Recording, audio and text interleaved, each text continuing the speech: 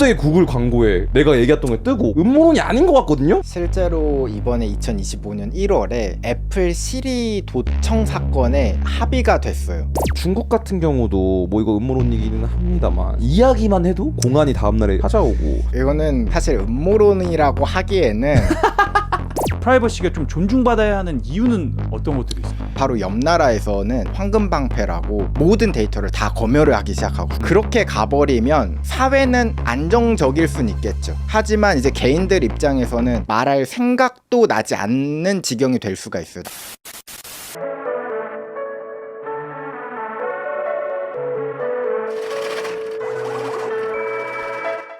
안녕하십니까. 오늘은 화이트 해커 노말 해커 선생님 오셨습니다. 반갑습니다. 반갑습니다. 아, 저희 해커님은 또 처음이에요. 그러니까요. 네. 휴대폰을 지금 방해 금지 모드로 바꿨어요. 왠지는 모르게. 꺼야죠. 네. 아, 그러니까요. 일단 비행기 모드로 넣고. 텔레파시로 해킹당할 수도 있다.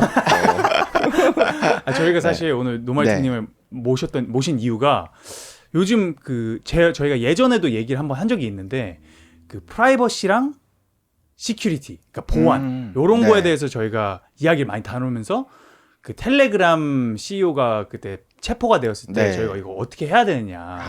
근데 대한민국에서는 조금 더 보안 쪽에 기울이는 사람들이 많은 것 같다. 그러니까 개인의 어떠한 정보를 프라이버시를 이렇게 리스펙한다기보다는 우리가 일단 공통적으로 안전한 게 답이지. 그래서 그 사람이 뭐 감옥에 가든 뭐 잘 갔네. 좀 요런 뉘앙스에 있는 그런 여론이 좀 많았던 것 같아가지고. 그리고 프라이버시랑 이제 시큐리티가 공존하기가 힘들죠, 사실은. 맞아요. 그래서 그거 두고해서 저희가 양립하는 그거를 저희가 밸런싱을 저희가 어떻게 해야 되는지, 개인적으로도 그렇지만 사회적으로.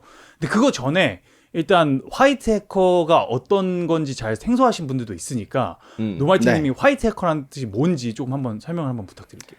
네. 저는 화이트 해커로 활동하는 노말틱입니다 라고 제가 소개를 하는 이유는, 사실 현업에 계신 분들은 스스로를 저 화이트 해커입니다 라고 인사를 잘 안 하거든요. 소개를 그렇게 잘 안 해요.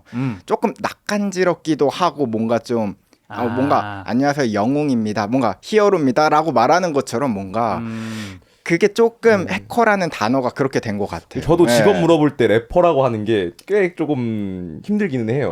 그래서 보통 음악합니다 이렇게 그쵸, 이야기를 하잖아요. 맞아요. 이해합니다. 근데 이제 저도 이제 처음에는 보안합니다 뭐 이렇게 이야기하면 또 그다음 또 무슨 일 합니까? 저는 모의 해킹합니다 하면은 얘기가 또 굉장히 길어지더라고요. 그래서 화이트 해커라고 하면은 그냥 정보 보안의 거의 모든 일들을 이제 화이트 해커라고 이렇게 총칭을 하는 것 같고요. 이 화이트 해커 분야도 총 이제 두 가지 분야로 나눠볼 수 있거든요. 오펜시브 시큐리티와 디펜시브 시큐리티, 이렇게 두 가지로 나눠볼 수가 있어요. 뒤에 말한 이제 디펜시브 시큐리티 같은 경우가 정보 보안에서 공격을 막는 걸 집중하는 분야이고, 오펜시브 시큐리티는 조금 더 공격적으로 해커가 어떻게 공격해 들어올지를 먼저 연구해보고 그 부분을 막자라는 취지가 이제 오펜시브 시큐리티거든요. 그래서 제가 일을 하고 있는 분야는 오펜시브 시큐리티 영역으로 모의 해킹이라는 걸 합니다. 그래서 이제 고객사나 큰 회사들에서 저희 같은 사람을 불러서 시간 딱 주고 해킹해 주세요 라고 하면은 이제 그 기간 안에 해킹을 하면서 발견된 취약점들을 이야기하는 거죠. 여기로 해킹당할 수 있으니까 고쳐야 된다, 이렇게. 그래서 이런 일들을 하고 있는 노말틱입니다. 반갑습니다. 실제로 그럼 해킹을 많이 하시는 게 결국에 직업이네요. 네, 오펜시브로 실제로 이거를 어떻게 뚫을 수 있는지를 보는 거니까 진짜 해킹을 하시는 거잖아요. 이거. 네, 맞아요. 근데 그러면은 사실은 모이긴 하지만 맘만 먹으면 해킹을 할 수는 있는 거네요. 나한테 오퍼가 들어왔던 회사에 대해서. 네, 맞습니다. 이게 양날의 검이긴 한데 그래서 특히 이 오펜시브 시큐리티에 있으신 분들은 진짜 그런 유혹들이 다 많긴 합니다. 왜냐하면 딱 돈 받고 일을 하긴 했지만 프로젝트가 끝나면 진짜 거기서 발견된 취약점들을 집에 와서 곰곰이 생각해보면 생각이 나거든요. 이거 제대로 하면은 이렇게 계산을 또 해보기도 하고. 근데 실제로 그렇게 범죄를 저지른다고 하면 이제 본인에게 입는 타격이 크기 때문에 그렇게 잘은 안 합니다. 해킹에 대한 이야기는 좀 요 정도로 요런 느낌이구나로 이해하시면 좋을 것 같고, 오늘 본론이 뭡니까, 준호 씨?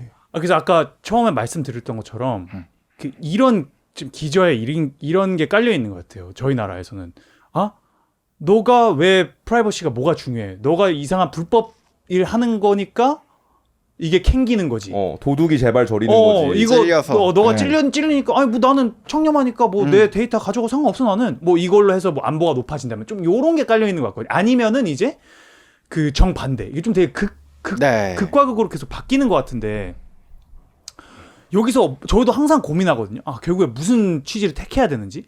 근데 하나 쪽으로 가면은 결국에 또 극 쪽으로 가고 그래서 노말팅님은 좀 그 코인에서 요거 이 웨이트 밸런스에서 프라이버시와 프라이버시와 보안 쪽에서 네. 어느 쪽에 좀 치우치시는지가 좀 궁금해가지고. 사실 저는 가운데에 있으려고 노력은 하지만 제 입장에서는 아무래도 저는 해킹 사고나 이런 범죄 사고들을 자주 다루다 보니까 조금 이 안보 그러니까 좀 이 안전도 중요하지 않을까에 조금 치우쳐진 것 같기는 해요. 그래서 이제 저도 오늘 여기에서는 균형 있게 한번 이야기해 보려고 합니다. 네. 조금 더 중도 보수 쪽. 맞습니다. 해킹 쪽에서는 중도 보수인 근데 거죠. 되게 의외네요. 저는 어쨌든 해커면은 신기술도 네. 많이 알고 인터넷도 많이 할 거 아닙니까? 네. 그래가지고 오히려 좀 이런 좀 자유적인 사고를 하실 것 같았는데 오히려 조금 보안 쪽에 왜냐면 그 그러니까 시큐리티가 없으면서 오는 좀 참혹한 현장을 또 많이 보셨기에 그런 걸 수도 있겠네요. 그거의 폐해를. 네. 그러니까. 다크웹이라고 혹시 들어보셨나요? 네. 들어봤죠. 다크웹이라는 것 자체가 사실 나중에 이름이 붙은 내용이에요. 원래 이 다크웹은 토르 네트워크를 이용하는 웹사이트들을 지칭하고 있거든요, 지금은.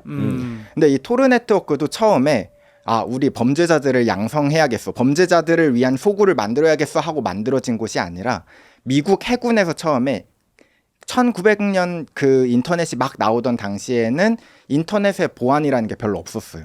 그래서 이제 막 나오기 시작해가지고 보안이라는 개념이 없었거든요. 원래 인터넷은 문서나 주고받았지 지금처럼 이렇게 일상과 밀접한 걸 할 거라고 생각을 못했거든요. 그래가지고 그 이 토르 네트워크를 만들자 해서 나왔는데 거기가 이제 데이터도 안전하게 보내 그리고 추적도 힘들어 그러다 보니까 사람들이 많이 이용하기 시작했던 거죠. 그 중에서 이제 범죄자들도 섞여 있었던 거고. 근데 이제 토르 네트워크는 속도가 굉장히 느리거든요. 근데 최신 이제 웹 브라우저들 보면 뭐 그 크롬 브라우저라든가 좋은 게 많잖아요. 네. 그러니까 사람들이 이제 토르를 쓸 이유가 없는 거예요. 그래서 일반 이제 웹 브라우저들을 쓰면서 이제 거기에는 범죄자들이나 아니면 이 좀 데이터 프라이버시를 신경 쓰는 분들만 이제 남은 거죠. 이 토르 네트워크 안에는. 그리고 거기에 각종 범죄들이 많이 생기니까 다크웹이라는 이름이 붙게 된 겁니다. 그래서 졸지에 그 토르 네트워크를 만드신 분은 이제 범죄자들의 아버지가 된 거죠. 네. 사실은 원래는 엄청 국가의 안보적인 거를 네. 위해서 만든 건데 개발이 애초에 미합 중국 해군 연구소네요. 네, 처음 한 정보. 맞습니다. 네. 근데 이제 결론은 그러니까 어떻게 마지막으로는 무슨 이런 범죄자들을 옹호하고 그 사람들을 좀 모아주는 그런 네. 집단의 아버지처럼 프레이밍이 된 거잖아요. 맞아요. 비슷한 사례가 아마 텔레그램이지 않을까 싶어요. 거기도 익명이긴 한데 거기가 이제 아무래도 우리나라에서는 좀 자극적으로 범죄들이 많았잖아요. 그러다 보니까 요새는 텔레그램 쓰면은 너 뭐 찜찜한 그런 사람 아니야? 그쵸, 맞아요. 그리고 이제 텔레그 네. 친구가 가입하면 노티가 누구누구가 뜨잖아요. 텔레그램에 네, 가입했습니다. 맞아요, 이게 맞아요. 전 언제나 그 문자를 보냈거든요. 텔그로. 네. 왜 깔았어? 이렇게. 네. 그런 이미지화가 돼가고 있는 것 같아요. 텔레그램 또한. 그래서 조금 아쉽긴 한데. 근데 이게 네. 그 자유라는 것이 결국에는 이거를 내가 받아들이겠다고 마음을 먹으면은 이런 불순물이 끼는 건 근데 어쩔 수가 없는 것 같아요. 맞습니다. 제일 큰 게 범죄인 것 같은데. 그래서 텔레그램도 최근에 그 창업자분 체포되지 않았습니까? 네, 파벨 두로프라는 분이 네. 프랑스에서, 파리에서 네. 제가 그분이 대단한 걸로 알고 있는데 뭐 러시아 뭐 억만장자였는데 네. 그냥 자기가 이런 자유로운 소통할 수 있는 어플을 만들고 싶어서 개발하고 그래서 막 러시아에서 도망쳐가지고 뭐 난민으로 가고 이랬던 걸로 알고 있어요. 근데 이분이 체포 후에 이제 그 데이터를 좀 정부에 오픈을 하는 이제 방송으로 바뀐 걸로 알고 있거든요. 그치. 네. 네. 어쩔 수 없게 좀 타협이라고 해야 되나? 뭐 그렇게 했던 걸로 알고 있어요. 네, 그쵸. 사실 잡혔으니까 체포가 됐으니까 어쩔 수 없긴 하긴 하죠. 네. 이런 딜 중에 그런 딜이 있었겠죠. 풀어줄 네. 테니까 아니면 너 맞아요. 100년형이다 이런 식으로 네. 갔겠죠. 그래서 저는 그렇죠. 조금 저는 자유 쪽에 조금 더 치우쳐져 있나 봐요. 그러니까 보고- 네. 좀 더 중도 뭐죠? 진보? 그냥 진보입니다. 네. 아, 근데 중도도 아니고. 네네네. 근데 이게 그 자유에 불순물이 낄 수는 있는데 이제 그 불순물도 어쨌든 어쩔 수 없는 일부로 받아들여야 된다라는 주장도 사실 전 이해하거든요. 근데 이게 사실 통제라고 하긴 좀 그렇지만 관리가 안 되는 곳은 그 끝이 결과적으로 항상 좋지 않은 것 같아요. 예전에 이제 유명한 웹사이트 중에 하나가 포첸이라는 사이트가 있거든요. 알죠, 알죠. 네, 그 포첸도 익명 사이트 중에 하나예요. 근데 물론 처음에 이 익명 사이트가 나왔을 때는 정말 건전하게 활동을 했다면 뭐 자유롭게 자기 생각도 주고받고 근데 지금은 거의 뭐 음란물의 사이트라고 이야기할 정도로 굉장히 자극적인 사진이라든가 이게 개인적으로 저는 그렇게 생각하거든요. 이게 익명도 중요하긴 하지만 사람이라는 게 이게 저희가 원래 인터넷이 없던 세상에서는 오프라인으로 내 얼굴 그러니까 내 얼굴을 까고 사회생활을 했잖아요. 의견을 익명이란 게 말할 없었죠. 때도. 네. 네. 그러다 보니까 나 자신을 지키기 위해서 사회적으로 하면 안 되는 말들 좀 이제 그런 것들을 조심하면서 상대에 대한 배려가 있었다면 이런 그러니까 무한정한 자유 안에는 이제 좀 사람의 본 모습이 좀 드러나는 어차피 난 지킬 게 없으니까 이제 막 가기 시작하는 거죠. 처음에는 이제 그 자극이 점점 이제 작았다가도 점점 심해지는 것 같습니다. 그래서 이런 익명 커뮤니티나 뭐 익명 네트워크들을 보면은 항상 초창기에는 좋았지만 그 끝을 가보면은 오래 운영하면 운영할수록 좀 폐해가 좀 더 많아진다라고 저는 생각을 합니다. 네, 그래서 적절한 관리 정도는 필요하지 않을까라는 게 네, 사실 텔레그램도 그런 가이드라인 이런 폴리시들이 분명히 있어요. 네 그렇죠. 맞아요. 그게 네. 근데 그게 참 정말 애매하다고 생각하거든요. 그러니까 맞습니다. 어떻게 이거를 정하고 네. 그 딱 하드한 룰을 어디서 멈추느냐 이게 그리고 계속 바뀌고 네. 뭐 카카오톡도 이번에 계속 또 막 바뀌잖아요. 뭐 원래는 네. 여기였다가 라인이 여기였다가 뭐 정치적인 것 때문인지 뭔지는 모르겠으나 이게 계속 막 움직이고 막 가이드라인이 계속 바뀌고 막 terms of condition이 막 바뀌고 이러니까 이게 어디에 그 선을 놓아야 되는지가 가장 어려운 것 같거든요. 그 좀 네. 적절한 어떠한 모더레이션이라는 게. 네. 그리고 근데 시민의 편에서 이야기를 하자면은 이제 네. 시작은 다 이겁니다.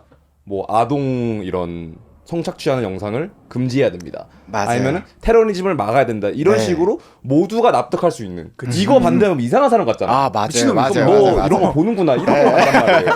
네. 그치. 근데 이제 미국의 NSA 같은 경우도 사실은 이런 식으로 이제 시작을 해서 테러와의 전쟁입니다라고 했는데 알고 보니까 그냥 시민들 혹은 내 정치적으로 뭔가 나를 반대하는 사람의 감시를 하고 이런 용도로 또 꼭 쓰이더라고요. 맞아요. 이제 말로가. 네. 맞아요. 그래가지고 조금 당연히 그런 범죄들을 막는 거 있어서는 이제 노라고 말을 할 수 있겠지만 꼭 이런 식으로의 빌드업으로 쓰일 때가 있기 때문에 약간 좋습니다. 카카오톡 이런 것도 조금은 네. 이제 팔짱을 끼게 되는 그런 사태가 전 좀 맞아요. 벌어지는 네. 것 같아요. 맞아요. 저도 그 뉴스를 보고 모르겠더라고요, 잘. 그러니까 어떻게 이걸 이해해야 될지도. 왜냐면은 네. 당연히 뭐 그거를 취지에 대해서는 오케이지만 이렇게 했을 때 뭐 그리고 심지어 제가 몇 번 왔다 갔다 한 걸로 알고 있는데 처음에는 그 아동성 이거랑 또 추가적으로 뭐 그런 테러리즘 이런 게 있다가 그 푸시백이 많으니까 이렇게 좀 네. 하나 빼고 네. 뭐 이런 걸로 알고 있어요. 그러니까 네. 그럼 이거는 초반에는 뭐야? 네. 그러니까 그렇네. 그 왜 뺄 거는 뭐 이게 네. 그 룸이 있었다는 거잖아요. 네. 뭔가를 더 하려는. 왜 한 네. 발자국 더 다가왔지? 그 여기서 그러면 이게 간보기로 여기서 그럼 어떻게 더 계속 갈 거인지가 벌써 조금 보이는 게 되게 좀 무서운 포인트였던 그러니까 뒤에 동기가 네. 있을 거라는 추측을 또 할 수밖에 없는 그런 그렇죠. 상황이기도 해요. 맞아요. 이게 무한정 자유에 대한 이제 그 위험도도 있지만 마찬가지로 지금 이야기해줬던 것처럼 그러면 무한정 그럼 안전 사실 둘 다 나쁜 나는 이 사회를 뭐 망가뜨리겠어 하고서는 이야기를 하는 게 아니잖아요. 둘 다 좋은 취지인데 그거의 극단을 그럼 제가 또 반대로 한번 이야기하면 아까 이야기하셨던 NSA가 자주 사용하고 있던 NSA가 뭐죠? 내셔널 정확하게? 시큐리티 에이전시. 네, 그 미국의 안보를 위한 조직입니다. 네네. 네. 근데 그 로고가 참 웃기네요. 독수리가. 독수리가 아, 네. 앰프 무슨 오디오 인터페이스 같은 걸 들고 헤드폰을 끼고 있는. 예. 특이하네요. 그 NSO 그룹이라는 곳이 또 있거든요. 오. 이 NSO 그룹은 정보보안 회사라고 말하긴 좀 그런데 사이버 인텔리전스 회사예요. 사기업인가요? 네, 사기업입니다. 근데 여긴 뭐라는 회사냐면 스파이웨어 앱을 개발하는 회사입니다. 오. 그래서 유명한 게 페가수스라는 앱이 있거든요. 페가수스. 많이 들어봤어요. 네, 이 페가수스 앱은 아이폰과 안드로이드 둘 다 동작을 해요. 그래서 오호. 내가 원해 그러면 전화번호 입력하면은 핸드폰이 해킹 당하는 앱을 개발하고 그걸 이제 판매하는 회사예요. 오. NSO 그룹이라는. 근데 그 사이트 들어가 보면 여기가 뭐 불법 사이트도 아니고 뭐 다크웹에 있는 사이트도 아닙니다. 멀쩡한 회사인데 거기에 나오는 슬로건은 테러와의 전쟁을 끝내겠습니다. 그러니까 결국 그거죠. 이제 테러리스트로 의심되는 사람들의 핸드폰이나 이런 것들을 압수수색을 해야 되는데 압수수색을 해도 사실 애플이나 뭐 이런 IT 빅테크들은 좀 이미지도 있으니까 그쵸. 대놓고 정보를 제공하기는 쉽지 않잖아요. 그러다 보니까 이제 우리가 이런 걸 이용해서 도와주겠다라는 업체들이 있어요. 사실 이거는 저도 살수 극단인 있나요? 거죠.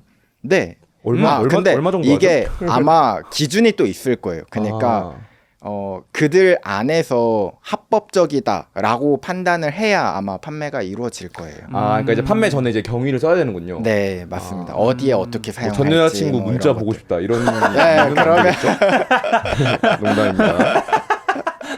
아마 그리고 저기는 그 국가 단위, 국가 정부들이 주 고객이거든요. 그러니까 거의 대부분 아마 미국일 거라고 생각하는데 그러니까 금액도 조금 어마어마하죠. 네. 그 좀 CIA, 뭐 NSA, 뭐 네. 이런 쪽이랑 FBI 이런 쪽이랑 많이 일을 하는. 네. 근데 또 이제 사우디아라비아의 반체제 언론인 자말 네, 카슈그지 살해 몇 달 전에 아랍에미리트 정보기관에서 그의 부인 휴대전화에 스파이웨어 페가수스를 심었다는 네. 그래서 결과가 나왔다. 이 페가수스 앱을 그러니까 유명해진 사건이 저 사건이긴 하거든요. 그러니까 아이폰에서도 동작할 수 있는. 근데 이제 네. 보통 사람들이 생각하는 게 안드로이드는 뭐 이제 보이스피싱이나 이런 거 하면은 이 어플 까세요. 네. 저랑 영상 통화 더 네. 오래 하려면은 이 어플 까세요 한 다음에 그걸 깔면은 이제 모든 연락처가 넘어가는 방식인데 애플은 그래도 조금 폐쇄적인 생태계가 있다 보니까 애플은 그런 거 안 당해. 좀 요런 이제 인식이 있었던 것 같은데 페가수스 앞에서 다 뚫리는 지금 네, 경향이네요. 똑같습니다. 이게 원리가 악성 앱을 못 만들잖아요. 아이폰 같은 경우는 그래서 애플 스토어에 이제 네, 맞아요. 등록이 돼야 되니까. 그게 아니면 애플 기기에서 실행이 안 됩니다. 근데 그래서 이제 아이폰의 결함을 찾아내서 그걸 무기화 시키는 거죠. 네, 하드웨어적으로. 그리고 근데 NSO가 이스라엘 회사네요? 네, 맞아요. 오. 그 이스라엘에 저도 이제 같이 일을 했던 이제 정보보안 회사들이 있는데 이 이스라엘은 진짜 그 변태같이 기술력이 진짜 높더라고요. 네. 좀 얘기 좀 해주세요. 네. 제가 뭐 주로 한 일은 이제 강연 위주였는데 이제 그 이스라엘의 정보보안 업체들이 굉장히 유명하잖아요. 네. 근데 저는 그게 국방력이라고 생각하거든요. 이게 정보보안이 아까 이야기했듯이 양날의 검인 것처럼 지금 보안을 위해 쓰지만 전시에는 그냥 바로 해킹으로 이용할 수 있는. 그래서 이스라엘에는 그런 업체들도 많아요. 그 제로데이라고 해서 지금까지 밝혀지지 않은 취약점들, 그 결함들을 가지고 무기화하는 회사들이 많습니다. 대표적으로 NSO 그룹도 마찬가지고요. 섹시한데. 그래서 이번에 사실 최근에 전쟁이 있었잖아요. 그렇죠. 이란 네. 이스라엘 전쟁. 네. 네네. 전쟁이 일어나자마자 이란이 쑥대밭이 됐거든요. 그 사이버 세계에서. 그래서 이란에서는 어디까지 갔냐면 우리 지금 인터넷 다 끊자. 그래서 인터넷을 자체적으로 다 끊었던 일도 있었습니다. 어떤 공격이 들어왔나요? 이스라엘 측에서. 정확히 지금 기억이 막 또렷이 나진 않는데 국영 그 은행 해킹해가지고 거기 있는 데이터를 삭제시키기도 하고 오, 혹은- 그럼 모든 사람의 채무가 탕감되는 거네요. 네, 그래서 아, 꽤 진짜 큰 테러다, 혼란이 그거. 있었고 그다음에 이란의 국영 방송을 해킹해가지고 거기에서 자기들 선전을 위한 영상을 틀기도 하고 아, 네. 그리고- 나중에는 이게 또 결국엔 파워, 그러니까 전선 시스템을 해킹하면 저는 끝이라고 보거든요. 네, 그러니까 네. 이게 파워를 내가 맘대로 셧다운하고 네. 그러면은 갑자기 뭐 그냥 저 집만 해도 갑자기 전기 나가면 냉장고 안에 있는 거 막 다 썩고 막 난리 네. 나는데 그게 국가적으로 가면은 갑자기 뭐 이런 그런 막 핵 발전 시스템 이런 것들 갑자기 해킹해가지고 막 조작하고 이러면 네. 갑자기 자폭하게 만들 수 있고 막 이런 것도 다 있는 거잖아요. 최근에 있었던 사건 중에 노르웨이에서 댐이 해킹된 사건이 헐. 있었거든요. 댐이 해킹돼서 소름 끼치는 일이 댐이 해킹당한 다음에 거기에 수문을 열었어요. 4시간 동안. 근데 다행히도 큰일이 나진 않았지만 그런 사건들을 보면은 이제 조금 섬뜩섬뜩하죠. 이제는. 그리고 그 한국에서도 그 뭐 중앙일보인가 어디 네. 전광판 해킹돼가지고 아, 네. 뭐 중앙일보 중딩한테 털림 네. 시프트 유혹을 한 그 사건인데 이거다. 네, 조선일보 네. 전광판 중학생한테 다 네. 털렸쥬. 아니, 저거는 근데 어떻게 한 거죠? 아, 저거는 이제 나중에 밝혀졌는데 중학생이 차를 타고 가다가 죄송합니다. 네. 그 전광판에 그 원격으로 접속하는 아이디랑 비밀번호를 입력하고 있었대요. 그래서 사람이 그 아이디와 비밀번호가 적혀져 있는 그 메모장을 보고 그걸 가지고 집에서 로그인해 보니까 로그인이 되더라. 아, 그러니까 아이디랑 비번을 네. 거기다가 만천하에 공개를 한 거군요. 어떤 네, 분이. 어떻게 보면 공개를 한 거죠. 아하. 막 되게 막 대단한 해킹이었다라기보다 그냥 네. 부주의로 인해서 일어난 어떠한 네. 사고였군요. 저거. 네. 오케이. 근데 이 해킹이 뭔가 생각보다 어렵게 되는 건 아닌 것 같더라고요. 아까 말씀하셨던 것처럼 이제 그 툴을 개발하는 거는 되게 힘들겠지만 제가 보기에는 그 툴을 뭔가 살 수 있으면은 뭔가 나도 할 수 있는 이런 느낌이 있던데요. 아, 네, 맞아요. 요새는 사실 해킹하면은 꼭 천재들이나 머리 좋은 사람들만 할 거라고 생각하지만 요새는 범죄자들이 많아진 이유 중에 하나가 해킹을 접근하기가 더 쉬워졌거든요. 그 해킹을 서비스로 아예 판매를 합니다. 대표적인 예시로 라스라는 게 있는데 랜섬 애즈 어 서비스의 약자예요. 그러니까 해킹을 할 때 필요한 악성 코드, 뭐 해킹을 할 때 필요한 서버 이런 걸 내가 다 패키지로 대여해 줄게. 그냥 구독제로 구독을 한 다음에 사용하는 겁니다. 그런 키트들이 이제 많이 나오기 시작해서 사실 예전에 살려면 비해서 어디서 가서 사야 되죠? 다크웹에 가면은 다크웹에? 네, 판매를 하고 혹은 텔레그램 같은 데에서도 텔레에서. 좀 홍보를 많이 합니다. 무섭네요. 그러니까 저는 아까 그 프라이버시 대 시큐리티 네. 요구에서 다시 또 돌아가고 싶은 네. 게 그 안보 쪽으로 계속 갔을 시에 이게 네. 정말 안전함으로 가는 거냐라고 저는 생각하지 않거든요. 왜냐면 맞습니다. 최근에 네. 제가 들었던 네. 게 이제 정부가 무엇이냐? 정부가 어떠한 그 바이올런스가 뭐지? 폭력. 네. 폭력의 독재다. 네. 그런 거라고 누가 얘기를 했어요. 네. 범선이 형이 나한테 얘기를 해줬던 건데, 그러니까 결국에 정부는 그 모든 이런 폭력을 할 수 있는 권한을 뺏어가서 네. 우리 정부만 할 수 있어. 그렇죠. 사형까지 되니까. 경찰이니까 우리는 필요시에 폭력을 내두를 수 있어. 네. 왜냐면 우리는 정당하니까. 그러니까 네. 이거가 어떻게 보면 정부의 어떠한 프레임인 것 같은데 이것도 좀 비슷한 것 같거든요. 그러니까 네. 이쪽으로 계속해서 안보를 더 맡기고 뭐 이런 그 사용자의 그런 그 라이트를 계속해서 줄 경우에는 이 정부들이 이런 걸 다 뺏어서 악용하는 경우가 실제로 많잖아요. 네, 이게 맞습니다. 페가수스는 뭐 살짝 예외라고 치더라도 왜냐면 네. 살짝은 어떻게 보면 사기업인 거니까. 네. 근데 NSA나 뭐 특히 그게 뭐 한국에서도 몇 번 있었던 것 같은데 미국에서 특히 그런 적이 많았던 것 같아요. 뭐 그래서 제가 여기 준비했던 게 그 미국의 그 섹션 702 그게 되게 큰 거거든요. 그 오라 그거 챗GPT 한번 그러니까 여기가 미국 FISA 제7조 702조라는 게 있어요. 이게 기원이 옛날에 78년에 미국 의회가 워터게이트 저게 CIA 그런 그 네. 첩보 이런 일이었거든요. 그걸 권력 남용을 막기 위해 78년에 이제 Foreign Intelligence Surveillance Act를 지정을 했는데 요게 이제 나중에 또 2001년도에 9/11 테러가 일어나면서 이게 맞아요. 바뀌어요. 뭔가 조금 이제 이게 우리가 안보를 위해서 외국인들을 도청을 해야 된다. 요렇게 좀 변질이 돼요. 근데 그게 외국인들까지가 이제 2001년도에 그런 테러리즘, 외국 테러리즘을 막기 위해 만들어진 거였는데 알고 보니까 FBI나 이런 쪽에서 계속 저거를 악용을 하면서 개인들의 정보를 다 뺏어가고 도청을 하고 이런 것들이 실제로 사례로 많이 일어난 게 이제 프루븐 됐어요. 이거는. 그러니까 제가 생각하기엔 외국이나 미국 특히 뭐 저희가 생각하는 선진국이나 이런 상황을 봤을 때 결국에 이런 면에서 그 데이터 안보나 이런 것들이 정부한테 완벽하게 갔을 때는 계속 악용이 되는 사례가 되게 많아가지고 그거를 좀 견제하는 게 분명히 필요할 거라고 생각을 하거든요. 맞습니다. 저도 그래서 이 한쪽으로 끝으로 가면은 사실 이쪽도 저쪽도 문제가 일어날 수밖에 없거든요. 그래서 저는 이게 서로 합의점을 가운데에서 찾아야 된다라고 생각을 하거든요. 그러니까 이 막강한 권한을 뭐 국가에 그냥 다 위임을 해버리면 이런 문제가 발생을 하는 거고, 그러면 아예 그냥 자유 쪽으로 모든 이에게 그냥 무한한 자유를 주자 하면은 반대로 통제할 수 없는 범죄들이 일어날 수 있는 거고, 그래서 그 범죄에 대한 이야기도 사실 서로 사회적으로 이야기를 해야 되지 않을까.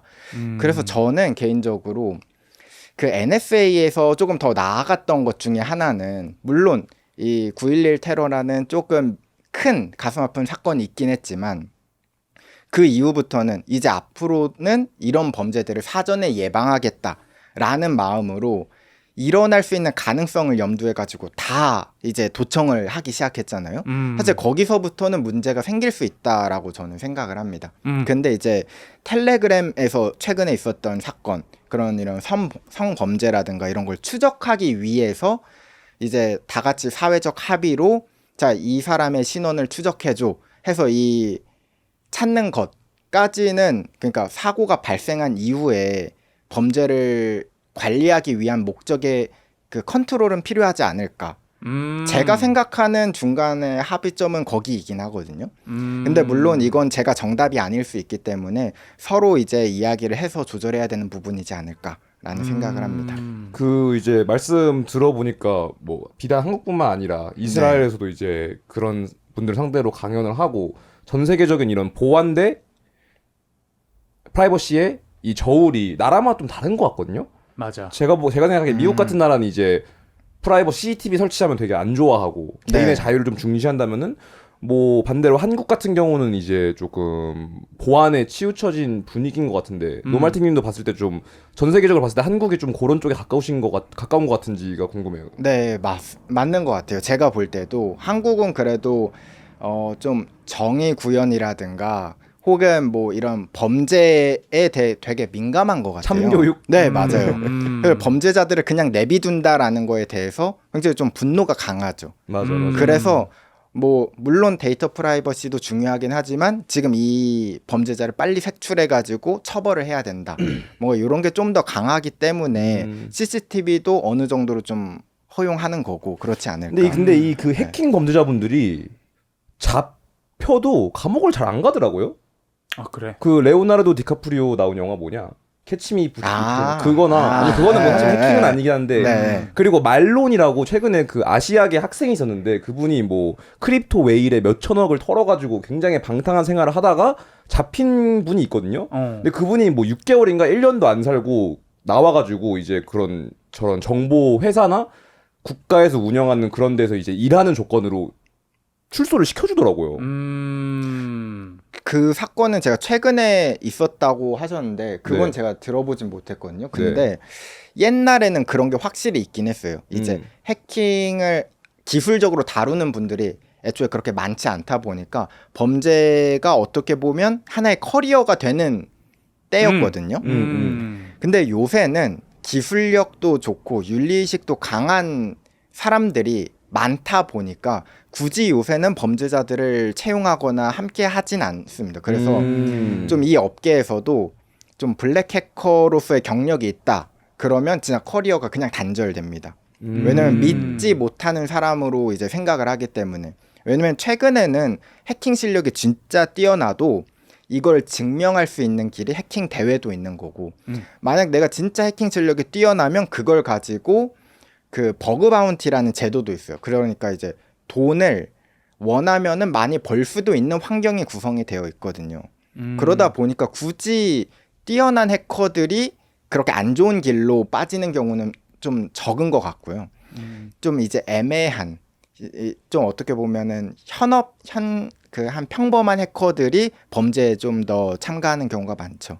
그러면 노말팅님이 만약에 팀을 모아가지고 네. 오메가의 뭐 통장 잔고를 싹 털어버리고 싶어. 네. 예를 들어서 마음을 먹었다고 칩시다. 네. 그럼 이거를 뭔가 본인이 느끼기에는 그거에 대한 몇 % 가능성이 있을 것 같아요. 확신이 몇 %인지. 진짜 작정을 하고 기간도 작정하고. 네. 그러면은 100%.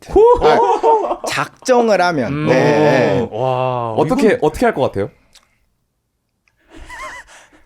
텍스트북을 써줘. 잠시만요. 제가 이거에 대해서 진지하게 생각을 해본 적은 없었어가지고 고민을 좀 해보자면 해커도 일단- 섹시하다니까. 아, 벡터래 벡터. 엄청난 파워다 진짜. 야, 내가 음. 공헌해가지고 땀 흘려가지고 번 돈 그냥 근데 딱 그냥 털어가는 게 100%라고 합니다. 근데 작정을 하면은 그럴 수밖에 없는 게 이제 해킹이라는 거 자체가 기술적으로도 들어가긴 하지만 가장 최고의 효과가 좋은 해킹이 뭔지 아세요? 뭔가요? 물리 해킹이라고 들어보셨나요? 물리 해킹. 네, 이게 실제로 있는 기법인데 고무호스 암호 분석이라는 기법이 있어요. 고무 호스 암호 분석. 오케이. 이게 뭐냐면 고무호스로 모든 암호를 알아낼 수 있습니다. 어떻게 하냐면 상대의 목을 고무호스로 비밀번호로 말할 때까지 당겨라. 근데 이게 우스갯소리긴 하지만 실제로 있는 기법이네. 그만큼 강력하고 그 범죄 도시를 보면서 제가 느꼈던 게 이거는 진짜 해킹 영화다. 저는 생각을 했거든요. 거기서 이제 마동석님이 나오셔가지고 금고를 해킹하잖아요. 네네. 이렇게 비밀번호를 맞추다가 그냥 뜯어버리잖아요. 그게 저는 이제 물리 해킹인데 사실 물리적으로 접근을 하면서 그러니까 이제 그냥 야구 배트 들고 와가지고 가져가겠다 요거였군요. 그러니까 이제 방법은 여러 가지인데 일단 뒷조사부터 진행을 하겠죠. 이 사람이 어디에서 일을 하고 뭐 어떤 통신사를 이용하고 이런 자료들을 최대한 많이 확보한 다음에 그 다음에 피싱으로 접근을 할 것 같습니다. 그게 가장 효과적인 방법이거든요. 약간 뭐 광고 뭐 협업 제한 이런 이메일. 네, 맞아요. 네. 혹하게 만들어가지고. 네, 맞아요. 그러면 아까 그 포인트 전 또 궁금한 거는 저희가 보안이 왜 중요시돼야 되는지는 누구나 다 알 것 같아요. 네. 근데 프라이버시를 저희가 왜 지켜야 되는지에 대한 합의는 조금 없는 것 같거든요. 왜냐면 아까 말한 것처럼 프라이버시는 뭔가 보안을 위해서는 쉽게 희생할 수 있는 네. 어떠한 그런 것 같아요. 그래서 너 뭐 찔리냐? 뭐 그냥 이렇게 되게 되거든요. 그냥 2차적인 것 같거든요. 근데 또 네. 미국이랑 같은 나라를 보면은 전혀 그렇지 않단 말이죠. 뭔가 그게 법적으로 프라이버시나 나의 프리덤 오브 스피치 같은 것들이 이렇게 보호가 돼야 되는 되게 코어한 그런 밸류인 것 같은데 노말팅님이 생각하시기에는 그 프라이버시가 좀 존중받아야 하는 이유는 어떤 것들이 있을까요? 이게 양 끝으로 가면 안 되는 결정적인 이유가 저는 이 극단이 아니라 균형에서 조금 더 이상적인 사회가 만들어질 거라고 생각을 하거든요. 예를 들어 안전이 최우선인 나라가 되었다. 그러면 멀리 갈 필요도 없이 이 사회 체제를 유지하기 위해서 모든 걸 하는 바로 옆 나라에서는 이제 황금방패라고 모든 데이터를 다 검열을 하기 시작하거든요. 중국 이야기입니다. 네, 맞아요. 대륙에서. 네. 근데 이제 황금 방패. 그렇게 가버리면 사회는 안정적일 순 있겠죠.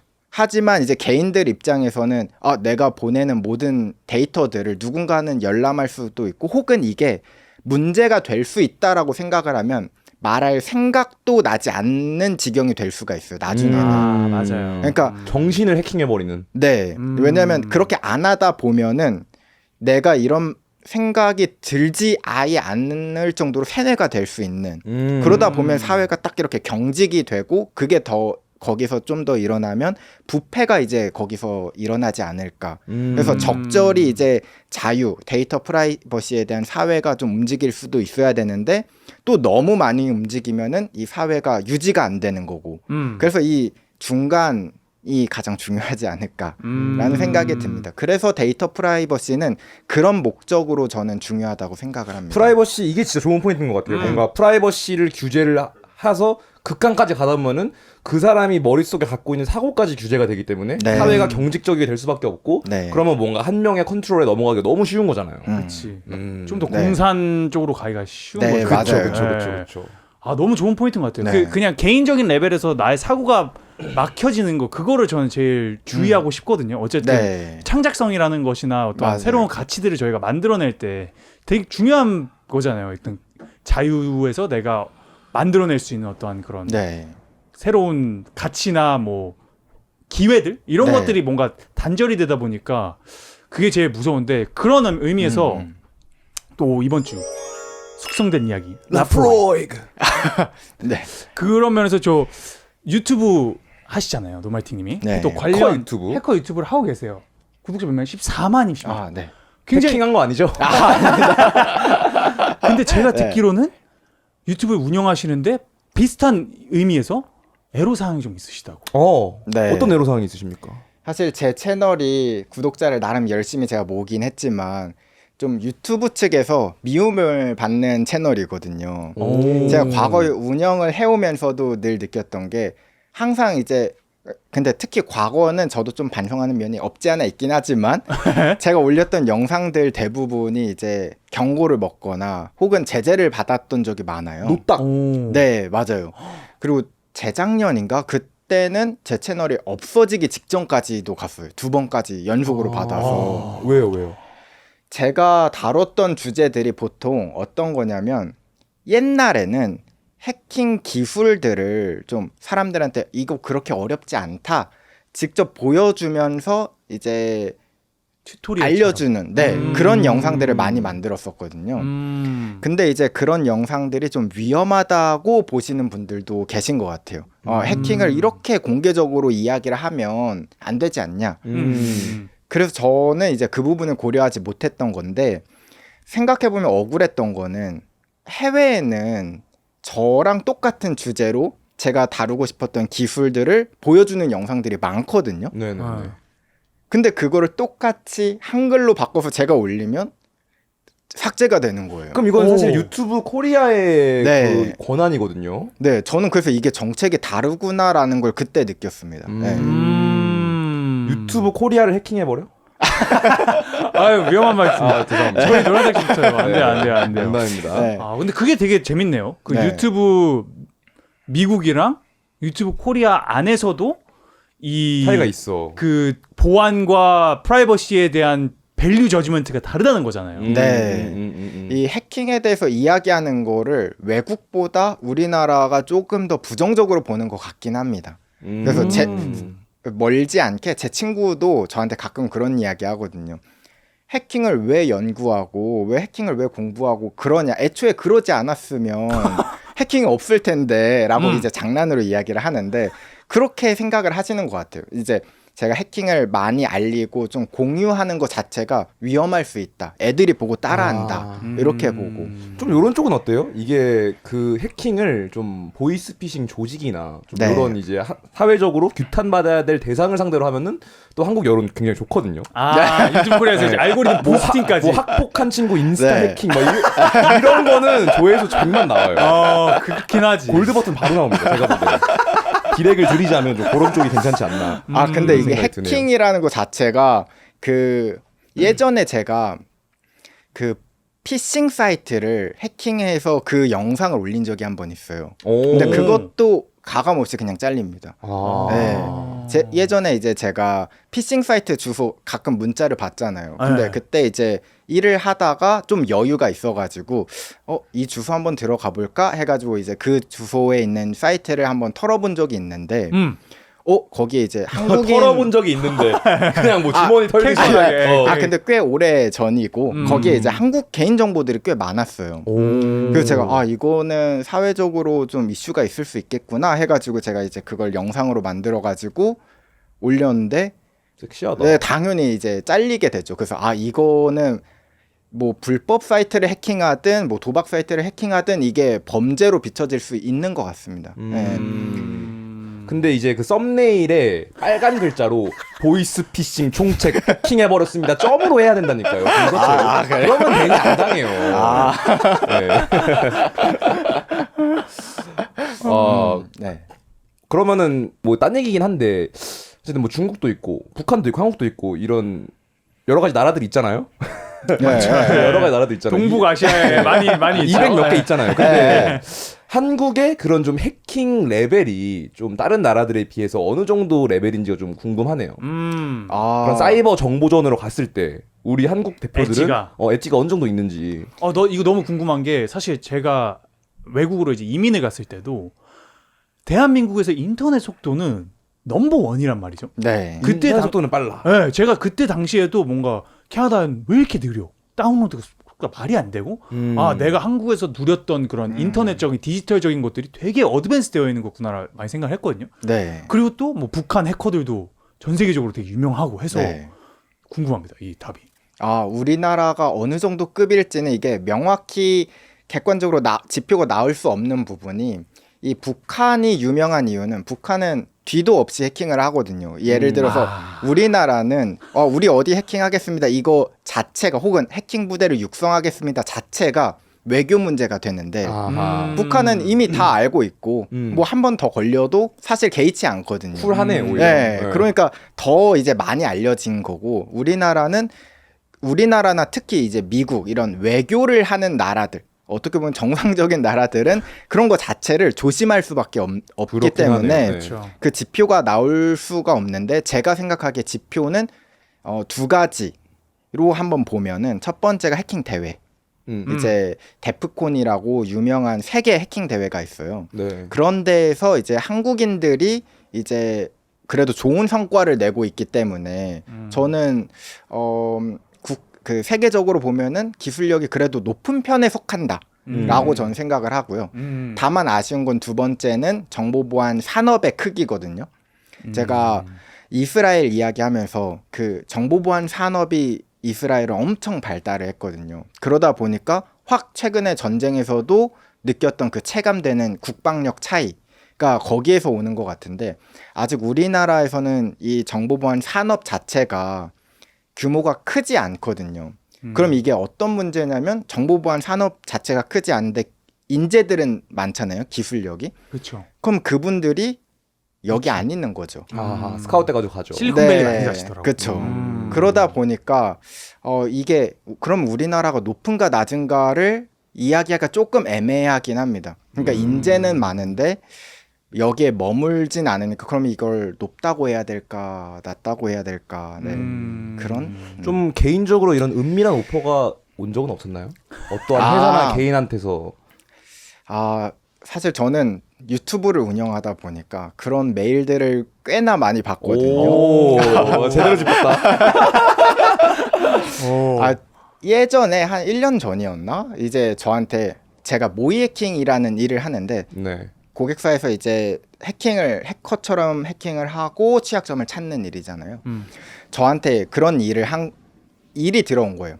노말팅이 혹시 모의 해킹 일 의뢰도 받나요? 해서 저는 프리랜서로 활동을 하기 때문에 받는다라고 이야기를 했는데 처음에는 이제 어떤 사이트인지 저도 이제 견적을 내야 되니까 사이트 주소를 보내달라고 했는데 너무 주저주저 하는 거예요. 그래서 어떤 사이트인데 하니까 주소를 안 알려주고 계속 합법이고 문화체육 무슨 진흥청에서 인증한 무슨 합법이고 우리는 게임 사이트인데요 하면서 이제 사이트 주소를 딱 보내줬는데 도박 사이트인 거예요. 포토충이. 네. 근데 이제 거기서 문제가 되는 건 그 사람이 그 사이트를 운영하고 있다라는 걸 저도 신뢰하기가 쉽지 않잖아요. 그렇죠. 네. 왜냐면 이게 법적으로 보호받을 수 있는 영역은 아니다 보니까.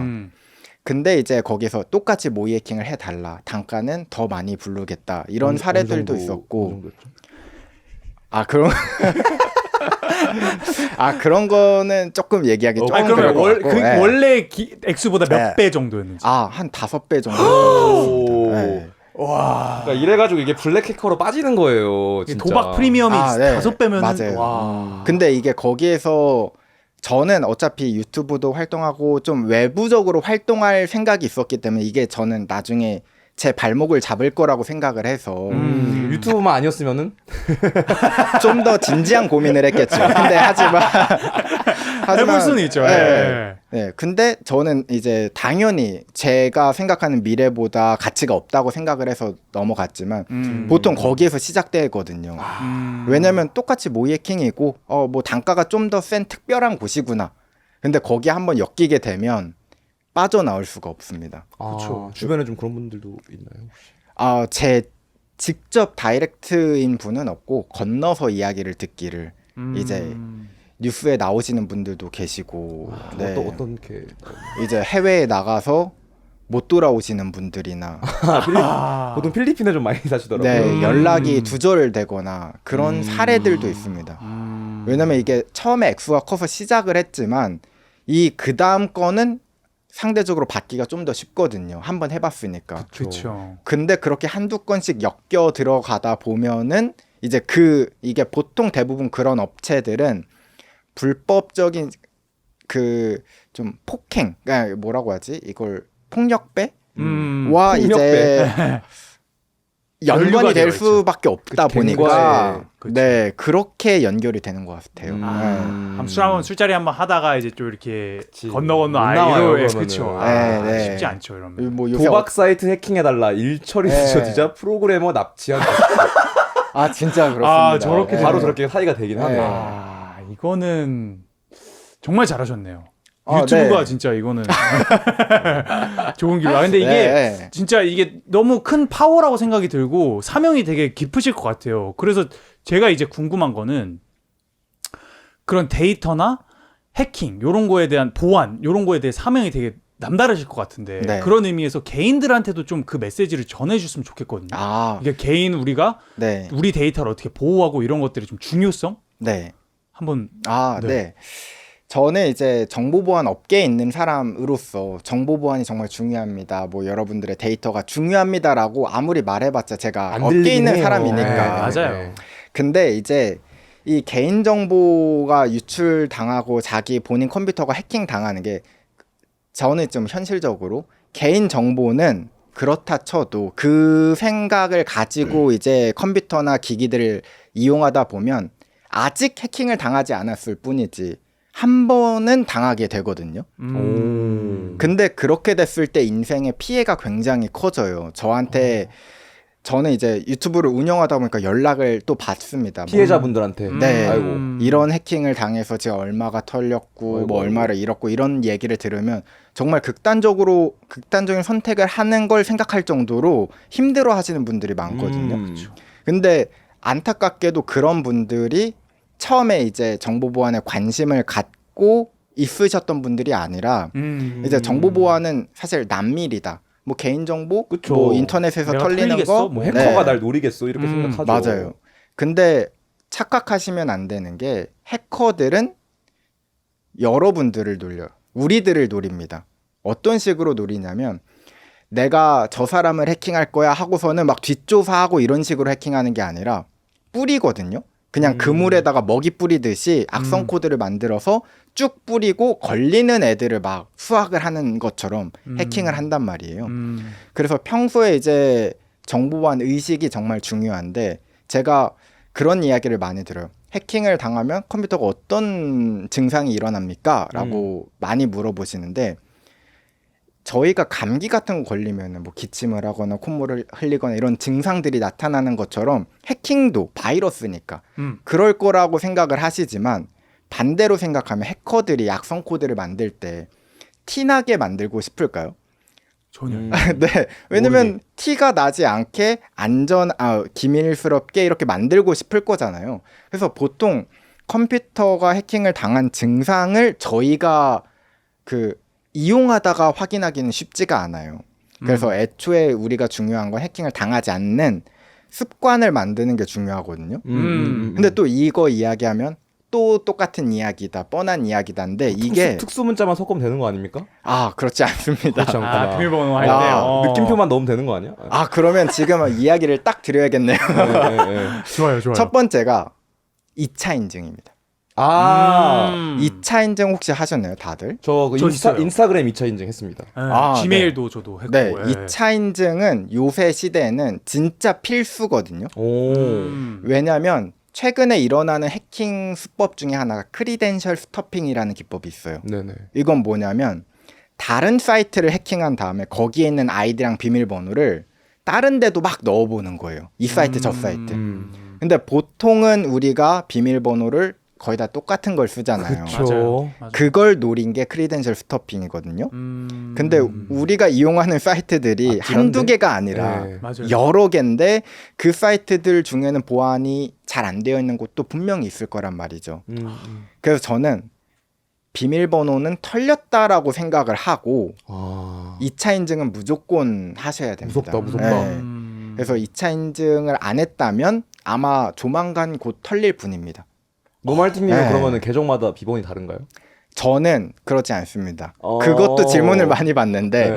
모든 사이트를 비밀번호를 다 다르게 만드는 건 솔직히 그건 불가능해요. 너무 그 네. 이니피션트 하잖아요. 다 맨날 할 때마다 이거 뭐지 네. 하기가. 요새는 비밀번호 만드는 것도 쉽지 않아요. 맞아요. 특정 자릿수에다가 그 대소문자 섞어 써야 그쵸, 되고 그쵸. 특수문자 써야 되고 12자 이상 써야 되고 그렇게 만든 비밀번호를 다 다르게 쓰면 어떤 꼴이 나냐면 포스트잇에다가 적어둡니다. 아. 더 털리기 혹은 핸드폰에 메모장에다가 적어놓고 네네. 그래서 저는 이제 제가 기억할 수 있는 어려운 비밀번호를 한 3개 정도를 만들어 두고 얘를 그룹화 시켜가지고 정말 중요한 사이트, 은행 사이트, 뭐 A 그룹, 그 다음에 뭐 그 다음 뭐 중요한 사이트, 그 다음에 좀 덜 중요한 사이트, 뭐 게임이나 이런 것들 있잖아요. PC방 같은데 자주 갈 그런 걸 아예 분리해서 3개 정도를 돌립니다. 네. 아, 또 저 궁금한 거 이거 있어요. 이제 그 특히 이거 맥북 저는 일단 개인적인 생각은 네. 맥북은 야 안 털려 임마 이 네. 마인드가 좀 있거든요. 네. 그래서 이제 그 맥북 중에 웹캠 스티커충이 있거든요. 이거 알지. 아니 이거 나는 알아, 근데 좀 이거 보면은 알아. 야 호들갑이다라고 네. 저는 언제나 말을 하거든요. 네. 근데 이제 어쨌든 저는 이런 해킹에 대한 정보가 없으니까 네. 이거 효용성이 실제로 좀 있는 것인지가 좀 궁금해요. 개인적으로 어떻게 생각하시는지. 이건 제 개인적인 네, 의견입니다만 웹캠 스티커충. 네. 저는 저 스티커를 붙이는 것 자체가 무슨 의미일까 싶긴 해요. 왜냐하면 저게 카메라가 있는 이유가 저희가 어떤 기능을 이용하기 위해서 만든 거잖아요. 그쵸. 마치 저희가 정상적으로 쓸 수 있는 기능을 자체적으로 막아버리면서 좀 불편함을 감수해야 되나. 저는 저 해킹을 당할 가능성 때문이라면 애초에 내가 해킹을 당하지 않는 보안 수칙이나 의식을 가지는 게 좀 더 중요하지 않을까라는 게 제 생각입니다. 근데 실제로 네. 저렇게 근데 저거 보니까 마크 주커버그도 네. 맥북 프로의 웹캠이랑 오디오 잭에 테이프를 붙여놓은 사진이 있거든요. 네. 이러면 마크 주커버그가 한 거면은 인정이 갑자기 가는데? 근데 저게 회사 정책일 수도 있고 그렇습니다. 그러니까 저도 제가 일하는 노트북은 웹캠 스티커랑 이게 스티커가 다 붙여 있거든요. 근데 그 이유가 뭐냐면 노말팅님도 스티커 붙이시는군요. 네, 제가 일을 하는 일용은, 노트북이 네. 이제 모이해킹 들어가면은 그 회사에서 우리 정책상 노트북에 이런 거 붙여야 됩니다 하고 붙여놓으면 또 스트리밍하거나 이럴까봐. 네, 그럴 수도 있고 음. 혹여나 이제 해킹을 당했을 때를 대비를 해야 되잖아요. 거기는 우리와는 좀 다르게 그러다 보니까 그런 스티커들을 붙이는데 저는 이제 집에 와서 안 쓸 때는 떼도 되는데 이제 귀찮으니까 그냥 붙여둔 경우일 것 같다라고 저는 생각을 그러면 합니다. 저게 좀 10점 만점에 몇 점짜리 보안인 것 같아요? 스티커 붙이는 게? 한 4점? 4점? 네. 나쁘진 않네. 네, 왜냐면은 해킹을 당했다라는 가정을 하면은 저게 효과가 있을 수는 있으니까. 네. 왜냐면 제가 알기로는 이제 사실 뭐 저거 붙이는 게 제가 보일 때 야동 뭐 이런 거 많은 것 같거든요. 이제 예, 뭐 그런 거 이제 왜냐면 이제 네. 뭐 예를 들어서 이제 막 마랑 네. 의원님들 그 잡혀가지고 네. 굉장한 네. 그 곤혹을 치렀잖아요. 곤혹을 치렀죠. 네. 맞아요. 생각을 해봐. 갑자기 나의 그런 네. 그런 게 다 인터넷에 올라가는 게 말이 안 되잖아요. 이거 굉장히 네. 수치스럽죠. 너무 네. 수치스럽잖아요. 네네.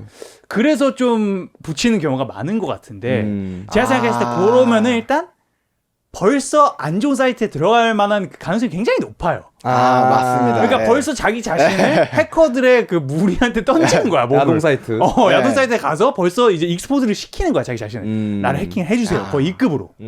근데 요즘 스티커 하나 붙이는 걸로 이게 될까는 네. 저도 잘 모르겠어요 사실. 그럼 이제 2차 인증 말고 좀 어떤 요소들이 있을까요? 저희가 첫 할수 있는 번째는 것들이? 이제 2차 인증이고요. 음. 그리고 혹여나 이제 막 인터넷에서 보면 뭐 이런 기능은 끄세요, 저런 기능은 하지 마세요, 클라우드 뭐 삭제하세요, 연동 해제하세요 이런 것들이 있는데 사실 저는 그거는 편의를 위한 기능인데 그걸 우리가 굳이 그런 것들을 참아가면서 인터넷 생활을 해야 될까라는 건 좀 의문이에요. 그래서 저는 기본적인 건 두 번째가 이제 의심되는, 그러니까 출처가 불분명한 프로그램이나 앱을 실행하지 않는 거. 이것만으로도 진짜 거의 한 80%의 해킹은 막을 수 있거든요. 80%밖에 못 막아요. 왜냐면 그 이후에 20%는 아직 발견되지 않은 취약점일 수도 있기 때문에. 근데 80%도 굉장히 저는 유의미하다고 보는 게 보통 해커들이 노리는 그 사람들이 보안을 신경 안 쓰는 사람들이거든요. 그렇죠. 그러다 보니까 이게 그 악성 코드를 만드는 거, 아까 제가 이제 해킹의 진입 장벽이 낮아졌다고 했잖아요. 악성 코드도 요새는 엔터 몇 번이면 만들 수 있습니다. 그리고 이 악성 코드를 백신에 안 걸리게 하는 프로그램도 팔고 있고요. 그리고 그 악성 코드를 정상적인 프로그램 안에다가 넣는 것도 엔터 몇 번이면 됩니다. 그래서 그러면은 저희가 인터넷 쓸 때 무료 프로그램 다운로드 이런 거 특히 많이 하거든요. 돈 주고 쓰기 조금 아까울 때. 스타크래프트 립 버전 이런 거. 네, 맞아요. 에이블턴 크랙 네. 뭐예요? 맞잖아요. 예. 혹시 그 크랙 버전 써보셨으면은 그것도 기억. 보통 러시아인들이 많이 팔더라고요. 아, 맞아요. vk.com 이런 거 많이 들어요. 네, 그리고 이제 그거 쓰려면 이제 가상악기 불법으로 다운로드 받으려면 이제 그 제가 했다는 건 아닙니다. 알죠. 모든 방화벽과 백신을 다 삭제해야 돼요. 맞아요. 노트에 네. 써있잖아요. 노트 따로 펴가지고 모든 걸 다 없애야 돼요. 네.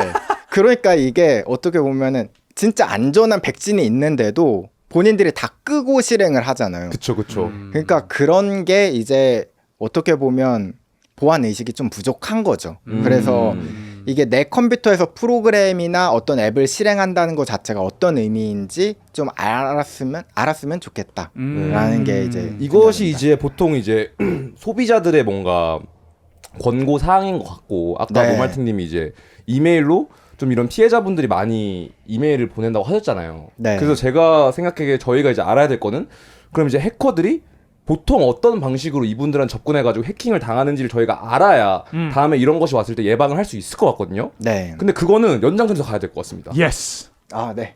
5,000원 내고 돈 아끼세요. SPNS 정렬 신호로 바뀌었습니다.